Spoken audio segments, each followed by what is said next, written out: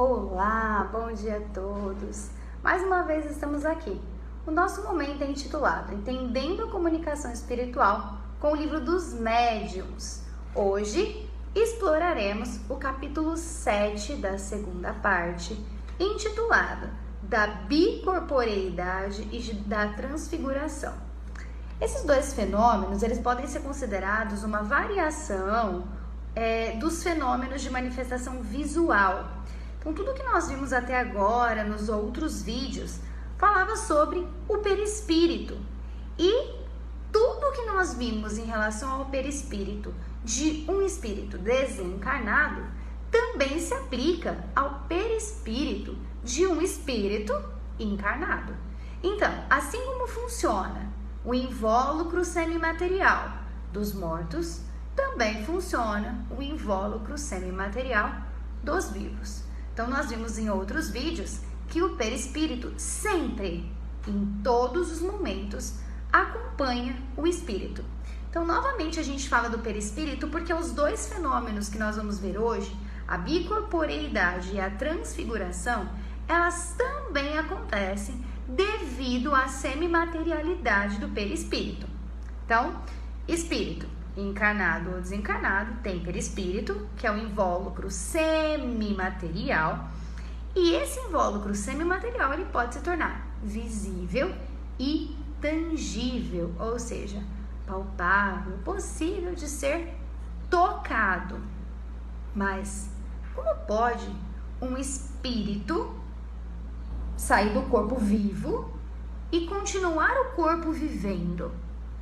Os espíritos nos dizem que, assim como vivem as plantas sem espírito, o corpo tem uma vida orgânica e ele continua vivendo sem a presença do espírito. Entretanto, esse espírito não está desligado do nosso corpo. Ele continua ligado.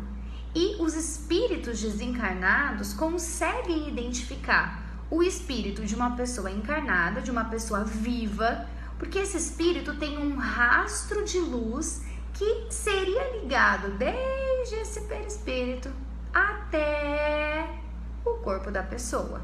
Então, ficaria esse rastro luminoso.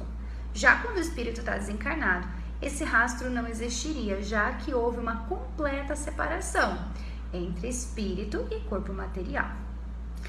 Quando o espírito de um vivo se mostra em dois lugares ao mesmo tempo, com as mesmas aparências da realidade, a gente conhece esse fenômeno como bicorporeidade. Esse espírito pode estar dormindo em um lugar e aparecer em outro lugar para uma pessoa, ou esse espírito pode estar acordado e aparecer em outro lugar para outra pessoa. Nesse momento do livro dos médiuns, são contadas várias histórias em que a bicorporeidade foi verificada.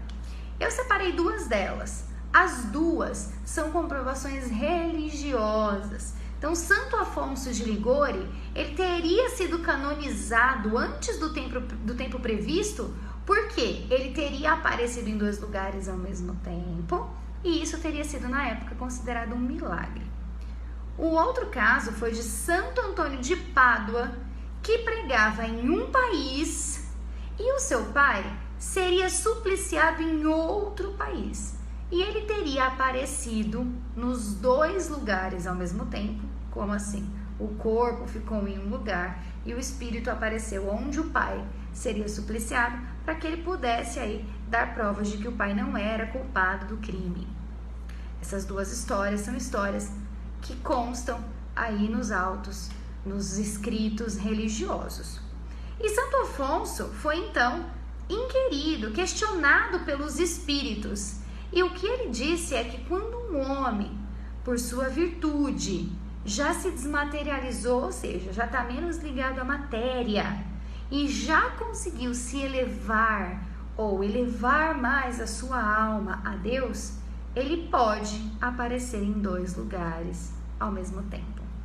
Esses fenômenos, apesar de raros, podem acontecer com as pessoas acordadas. É claro que a pessoa que está em bicorporeidade acordada não vai ter todas as suas faculdades, né? Ela não vai tá cantando, passeando, enquanto isso está acontecendo, enquanto sua alma está aí se irradiando, né? É exatamente essa palavra que os espíritos usam. A alma irradia-se para diversos lados e pode assim se manifestar em muitos pontos. Então a alma, quando da bicorporeidade, ela não se divide em duas, em três, em quatro, ela simplesmente se irradia. E quanto mais elevado esse espírito, em mais lugares ele pode aparecer ao mesmo tempo.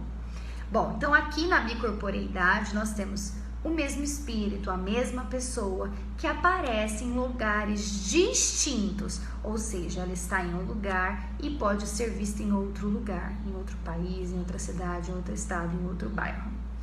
Já o fenômeno da transfiguração, que também é título desse capítulo, como já diz o nome, tem uma mudança na aparência. Aqui também eles contam algumas histórias, então quem se interessar pode procurar no livro dos médiuns. Na transfiguração tem uma mudança então no aspecto físico. Essa transfiguração ela pode ser não tão radical. O que significa isso? Uma mulher continua sendo uma mulher, ela só é mais magra, mais gordinha, mais cheinha, mais bonita ou mais feia, apenas isso, muda-se a aparência.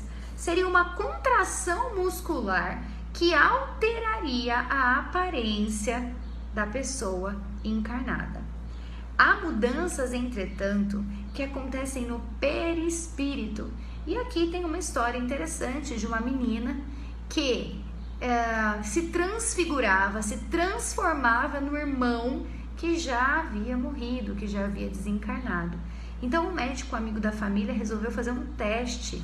Quando a menina era menina, ela tinha um peso específico, e quando ela se transfigurava, quando ela tomava a imagem do irmão desencarnado, o peso dela, apesar de ela continuar a mesma, o peso dela se modificava.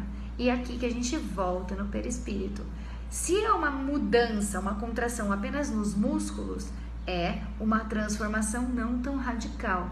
Entretanto, quando a mudança acontece no perispírito, a transfiguração acontece no nosso invólucro semimaterial, aí sim ela é uma transfiguração, uma transformação, uma mudança radical. É claro que esses fenômenos, eles são muito raros. Não é todo dia que a gente vê coisas assim. Não é? Os fenômenos espíritas, as manifestações espíritas, não são para que nós vejamos todos os dias. São manifestações, fenômenos que aconteceram muito no momento da exploração da doutrina, quando ela estava sendo aí mostrada para o mundo, e atualmente esses fenômenos eles acabam sendo mais raros. Muito da doutrina já foi explorada, explicada pelas obras básicas. Então, pouco é necessário para que se mostre de fato a existência desses fenômenos, certo? Então, são fenômenos raros, variações dos outros fenômenos que nós já vimos anteriormente. Volto a dizer para vocês que todos os dias temos vídeos diferentes acerca de obras diferentes da doutrina espírita. Além disso, a nossa casa oferece grupos de estudos, e todos vocês que se interessam pela doutrina e querem saber um pouco mais estão convidados. Só chamar no direct, no inbox, seja lá em qual rede social nós estivermos, tudo bem? E vocês serão direcionados. Desejo a todos uma boa semana e que nós fiquemos no amor e na paz de Jesus. Boa semana.